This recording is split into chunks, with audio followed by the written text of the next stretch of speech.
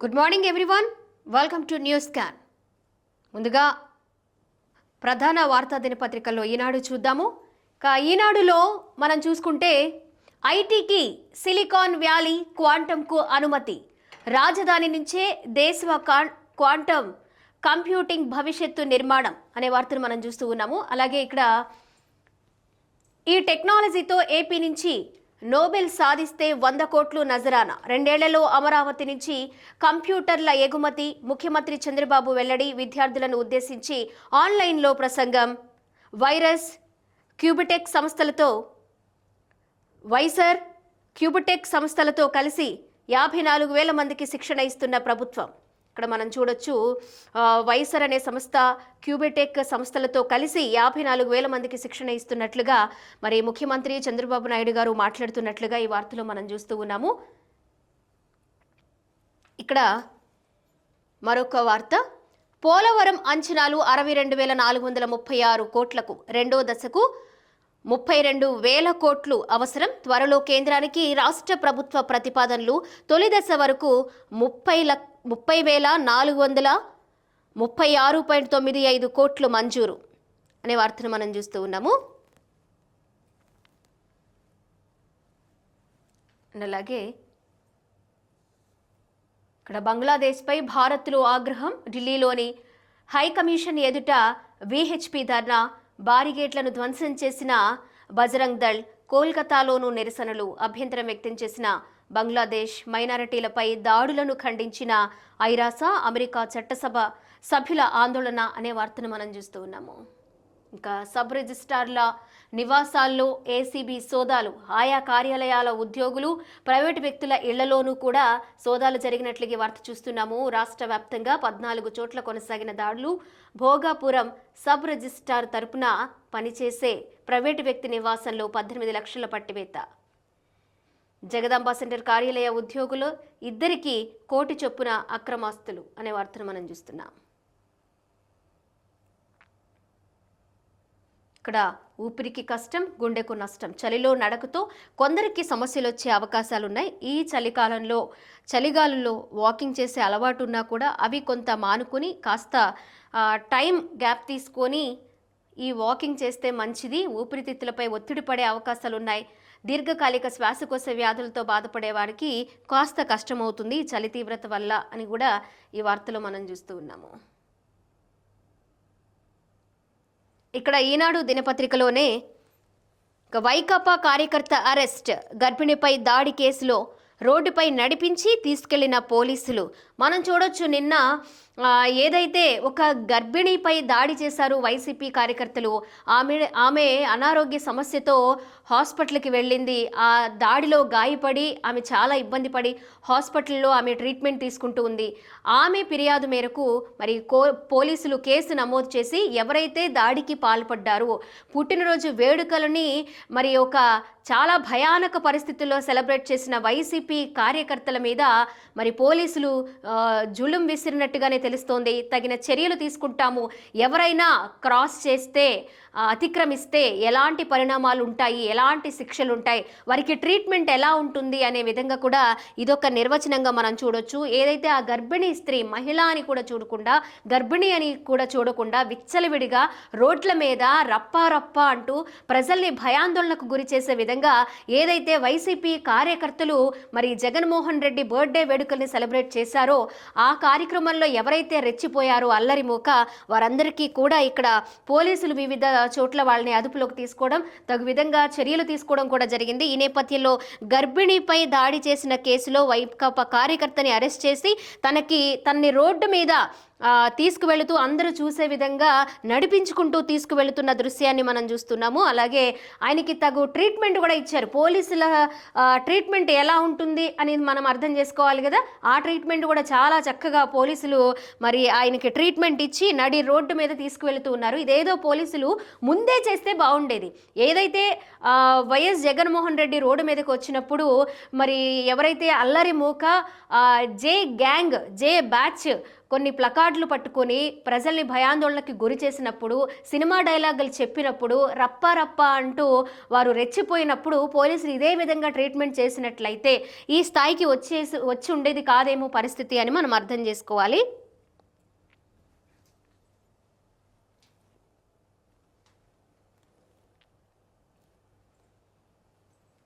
ఇక్కడ ఆంధ్రజ్యోతి, ఇక్కడ మనం చూడొచ్చు హీరోయిన్ల డ్రెస్సింగ్ సెన్స్ పాటించాలి. ఓ సినిమా ప్రీ రిలీజ్లో నటుడు శివాజీ వ్యాఖ్యలు, పలువురు సినీ ప్రముఖుల అభ్యంతరం, వాయిస్ ఆఫ్ విమెన్ పేరిట మాలో ఫిర్యాదు, శివాజీపై సీరియస్ అయిన మహిళా కమిషన్, 27 ఉదయం విచారణకు రావాలని ఆదేశం, క్షమాపణలు చెప్తూ ఎక్స్లో శివాజీ పోస్ట్.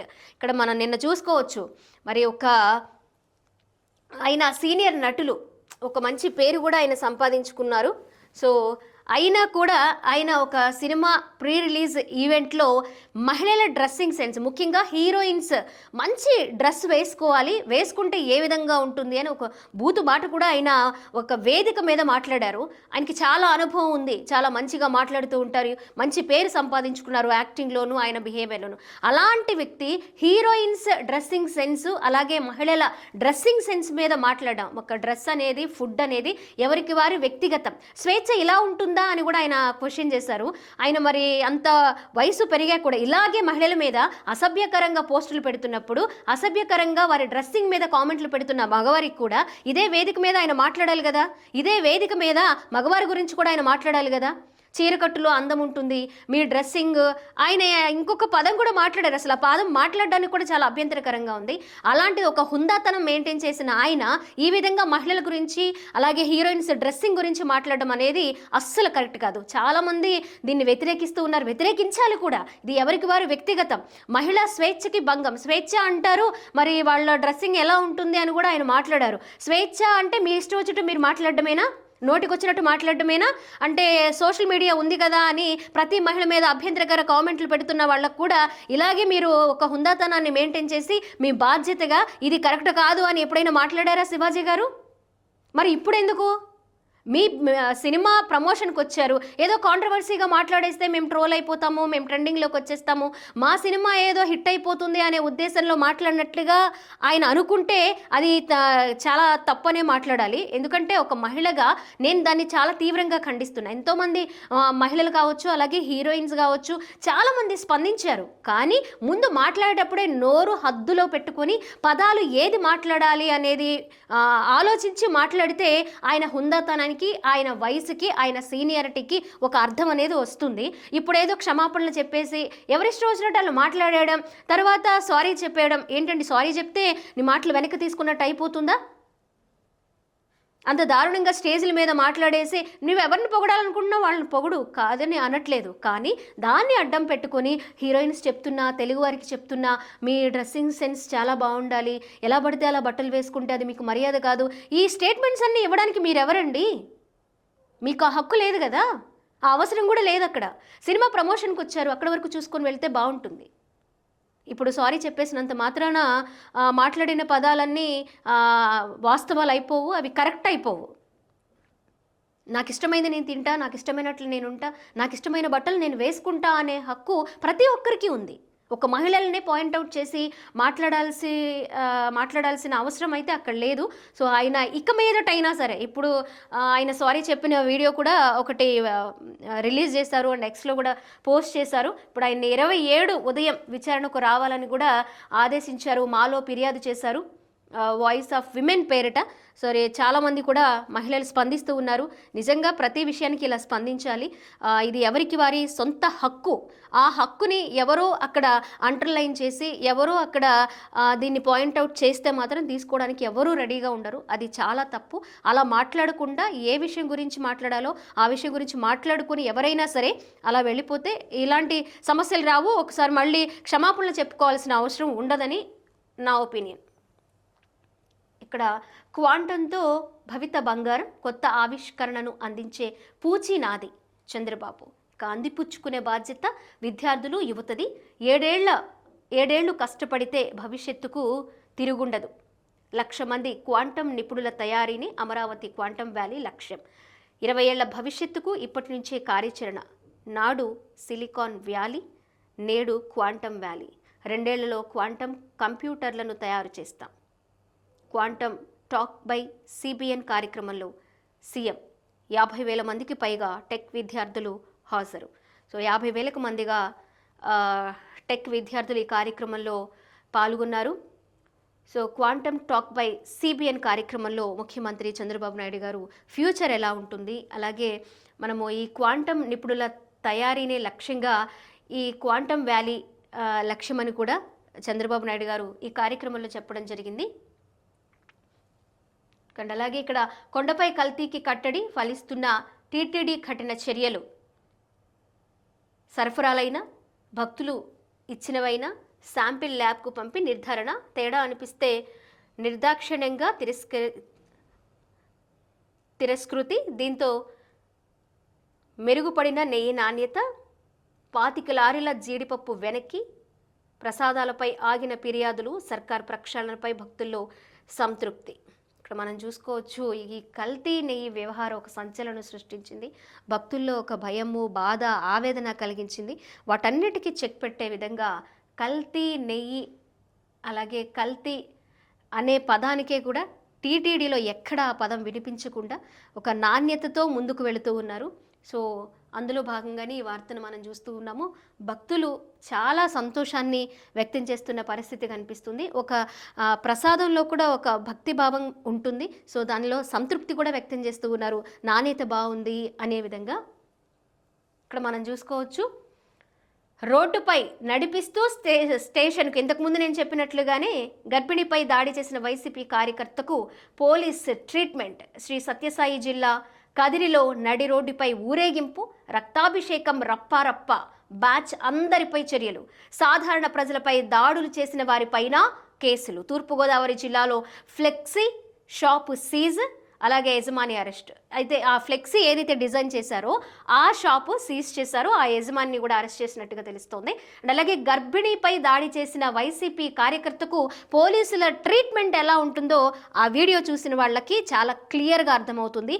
ఇప్పటి నుంచి అయినా సరే ప్లకార్డులు పట్టుకోవడము, నోటికి ఏదొస్తే అది మాట్లాడడము, జనాల్ని భయపెట్టడము, వేట కొడవళ్లతో తిరగడము, రౌడీయిజం మా ఇష్టం అన్నట్లుగా పేట్రేగిపోవడం అనేది మానేస్తే ఇలాంటి ట్రీట్మెంట్స్కి దూరంగా ఉంటారు. నిజంగా పోలీసులు వ్యవహరించిన ఈ తీరుకి హ్యాట్స్ ఆఫ్ చెప్పాలండి. ఒక మహిళ మీదే అసభ్యకరంగా మాట్లాడితేనే ఊరుకొని ప్రభుత్వంలో మనం ఉన్నాము. అలాంటిది ఒక గర్భిణీ స్త్రీ మీద దాడి చేస్తే ఎలా ఊరుకుంటారండి? కనీసం ఆ సెన్స్ అనేది ఉండాలి. వారి అమ్మ, వారి అక్క చెల్లెళ్ళు, వారి ఫ్యామిలీ మెంబర్స్ అంతేలేండి. ఆ సిచ్యువేషన్లో వాడు ఏం ఉపయోగించుకున్నాడో, మెంటల్గా ఎలా డిస్టర్బ్ అయ్యాడో ప్రతి ఒక్కరు కూడా వైసీపీ కార్యకర్తలు అదే విధంగా మాట్లాడుతూ ఉన్నారు.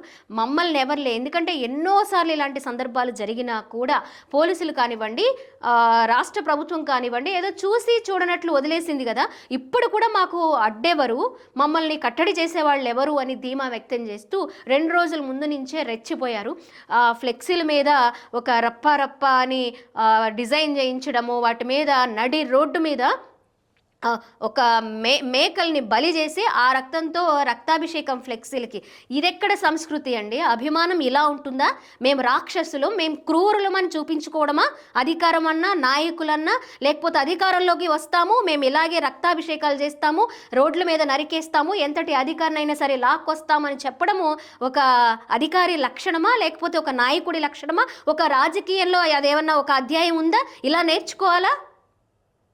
సో నిజంగా అధికారం ఇచ్చిన రాష్ట్ర అధికారులకు కావచ్చు, లేకపోతే పోలీసులు వ్యవహరించిన తీరుకు కావచ్చు, నిజంగా చాలా హ్యాపీగా అనిపిస్తుంది. నిజంగా మహిళలు, ఆ మహిళతో పాటు మిగిలిన మహిళలందరూ, అలాగే ప్రజల మీద దాడి చేసిన వాళ్ళు కూడా చర్యలు తీసుకోవడం జరిగింది. కాబట్టి ఇలాంటివి మళ్ళీ పునరావృతం కాకుండా ఉంటాయని మనం ఆశాభావం వ్యక్తం చేద్దాం ఈ సంఘటనతో.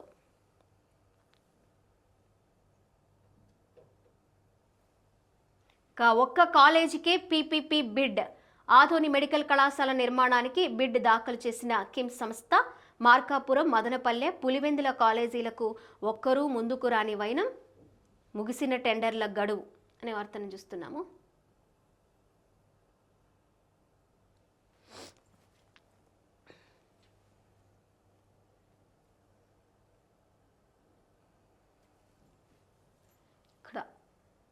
ఆంధ్రప్రభ క్వాంటంలో దేశానికి లీడర్ మనమే. క్వాంటం స్కిల్ రోడ్ మ్యాప్ సిద్ధం, అనుబంధ రంగాల్లోనూ నైపుణ్య సాధన, 2 ఏళ్లలో అమరావతి నుంచే క్వాంటం పరికరాల ఉత్పత్తి, ఇదిగో మా క్వాంటం విజన్. ఈ విప్లవాన్ని అందిపుచ్చుకోవాలి, నోబెల్ స్థాయికి మన పరిశోధనలు చేరాలి, క్వాంటంతో నోబెల్ సాధిస్తే 100 కోట్ల నజరానా, ముఖ్యమంత్రి చంద్రబాబు పిలుపు, వేలాది విద్యార్థులను ఉద్దేశించి ప్రసంగం, క్వాంటంపై స్వయంగా ప్రజెంటేషన్.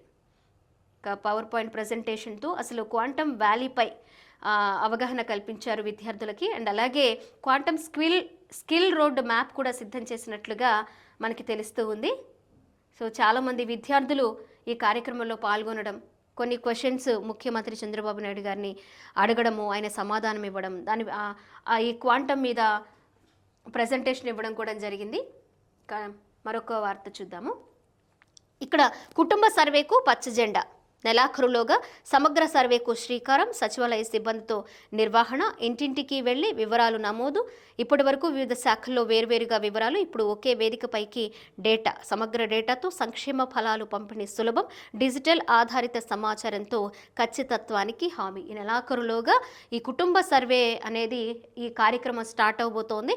సో వివిధ డేటాల ద్వారా మనకు కాకుండా ఒకే సమగ్ర డేటాతోటి మనకి ఎవరెవరికి పథకాలు అందే విషయంలో కానివ్వండి, న్యాయంగా ఎవరికి అర్హులందరికీ కూడా చేరే అవకాశాలు ఉంటాయి అనే విధంగా కూడా ఈ కార్యక్రమం యొక్క ముఖ్య ఉద్దేశం. సంక్షేమ ఫలాల పంపిణీ చాలా సులభంగా అవుతుంది అని కూడా ఈ సర్వే ద్వారా మనకి తెలియబోతుంది. మరి నెలాఖరులోగా ఈ సర్వే అనేది స్టార్ట్ చేయబోతున్నారు. ఇక కొత్త బస్సులన్నీ ఇక ACA EV bus Palle Velugu service పైన అంతే, ప్రజాహితంగా ప్రజా రవాణా. వచ్చే ఏడాది కొత్తగా 1450 ఎలక్ట్రిక్ బస్సులు, పుష్కరాలకు గోదావరి జిల్లాలో ముందస్తుగా ఛార్జింగ్ స్టేషన్లు, ఆర్టీసీపై సమీక్షలో సీఎం చంద్రబాబు. ఇక ఏ బస్సు అయినా కొత్తది ఏసీఏ ఉంటుందట.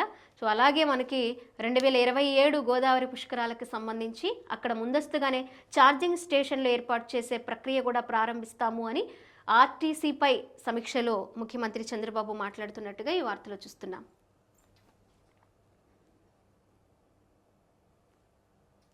సాక్షి దినపత్రిక ఇక్కడ చూడొచ్చు. కేసులు కంచికి, అటు స్కామ్లు ఇటు క్లోజర్లోనూ చంద్రబాబు స్కిల్ కుంభకోణం కేసు అడ్డగోలుగా మూసివేతకు పన్నాగం. ఇక్కడ కోర్టులు ఆ కేసుల్ని కొట్టివేయడము, ఆ కేసుల్ని తీసివేయడమో జరుగుతుంది. అంతేగాని ఎవరికి వారుగా మా కేసులు కొట్టేయండి, మా కేసులు తీసేయండి, లేదా మా కేసులు తీసేసుకోవచ్చు అనేది ఎక్కడా ఉండదు. కోర్టుల్నే నిందించే విధంగా ఇక్కడ సాక్షి దినపత్రిక వైసీపీ మాట్లాడుతున్న సందర్భాన్ని మనం చూడొచ్చు. ఇక్కడ మనము అటు స్కామ్లు ఇటు క్లోజర్లోనూ చంద్రబాబు స్కిల్ కుంభకోణం కేసు అడ్డగోలుగా మూసివేతకు పన్నాగం. స్కిల్ కుంభకోణం అని సాక్షి దినపత్రిక ఇక్కడ ఈ వార్తని ప్రచురించింది. ఎక్కడా కూడా అక్రమాస్తుల కేసుకు సంబంధించి, జగన్ అక్రమాస్తుల కేసుకు సంబంధించి కానీ, లేదా కల్తీ మద్యానికి సంబంధించి కానీ ఎక్కడా కూడా కల్తీ మద్యం అని కానివ్వండి, లేకపోతే లిక్కర్ స్కామ్ అని కానివ్వండి, ఎక్కడ సాక్షి దినపత్రికలో మనం చూడము, వైసీపీ మాట్లాడదు. మరి ఇక్కడ స్కిల్ కుంభకోణం అని దీన్ని సాక్షి దినపత్రికలో ప్రచురించడం జరిగింది. సో ఎక్కడ వైసీపీ కానివ్వండి, సాక్షి కానివ్వండి, కల్తీ మద్యము ఏమి మాట్లాడదు, అక్రమాస్తులు మాట్లాడదు, లిక్కర్ స్కామ్ అని మాట్లాడదు, అలాగే కల్తీ మద్యం అని ఈ పేపర్లో ఎక్కడా మనం చూడం.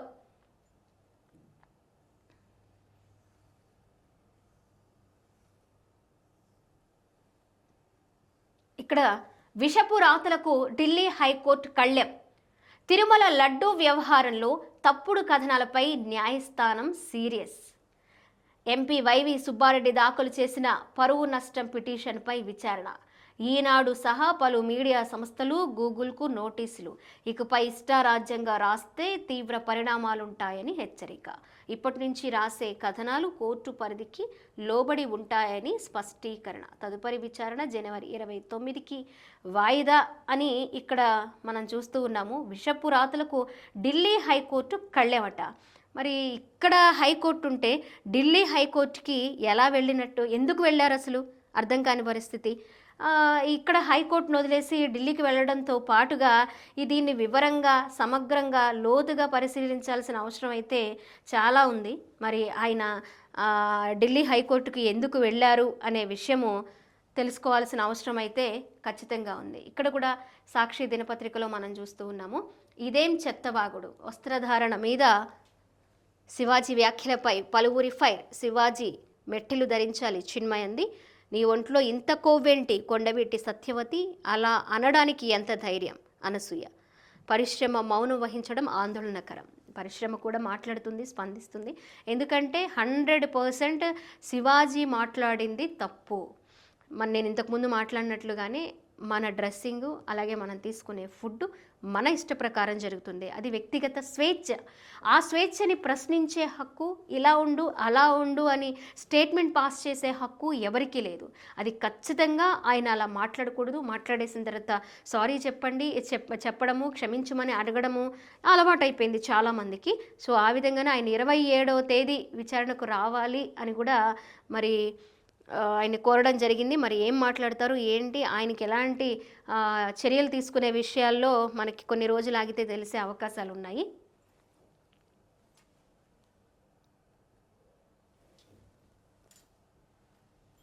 వార్త క్వాంటంలో ఏపీ కీలకం.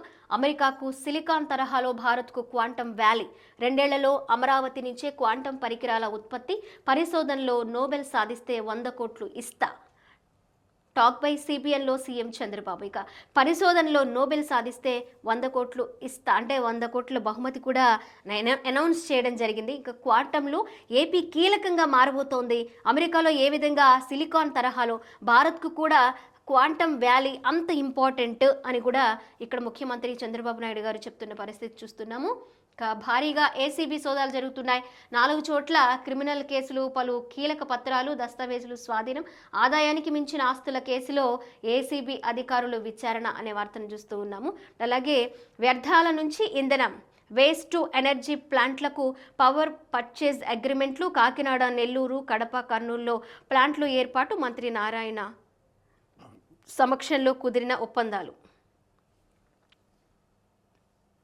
వైకుంఠ దర్శనాలకు భారీ ఏర్పాట్లు, టోకెన్ టికెట్ లేని భక్తులకు సర్వదర్శనం, ప్రత్యేక దర్శనాలు రద్దు అనే వార్తను మనం చూస్తున్నాము. ఇక పల్లె వెలుగుకు ఏసీ బస్సులు. వచ్చే ఏడాది కొత్తగా 1450 ఎలక్ట్రిక్ బస్సులు. పుష్కరాల కోసం గోదావరి జిల్లాలో ముందుగా ఛార్జింగ్ స్టేషన్లు. ఇది ముందుగానే మనం వార్త చూసుకున్నాము. ఈ ప్రతి బస్సు, కొత్త బస్సు ప్రతిదీ కూడా పల్లె వెలుగుకు సంబంధించింది కూడా ఏసీ బస్సులు రాబోతూ ఉన్నాయి. అండ్ అలాగే అవి కూడా ఎలక్ట్రిక్ బస్సులు 1450 బస్సులు రాబోతున్నాయి. పుష్కరాలకు ముందుగానే మరి గోదావరి జిల్లాలో ఛార్జింగ్ స్టేషన్లు కూడా ఈ బస్సులకు సంబంధించి ఏర్పాటు చేసే అవకాశాలు ఉన్నాయని కూడా చెప్తూ ఉన్నారు. కానీ అలాగే నింగిలోకి నేడే బ్లూ బర్డ్ ఉదయం 8:54కు రాకెట్ ప్రయోగం ఉండబోతోంది. మరి ఇవి ప్రధాన వార్తా దినపత్రికల్లోని హెడ్లైన్స్ చూసాము. Thank you.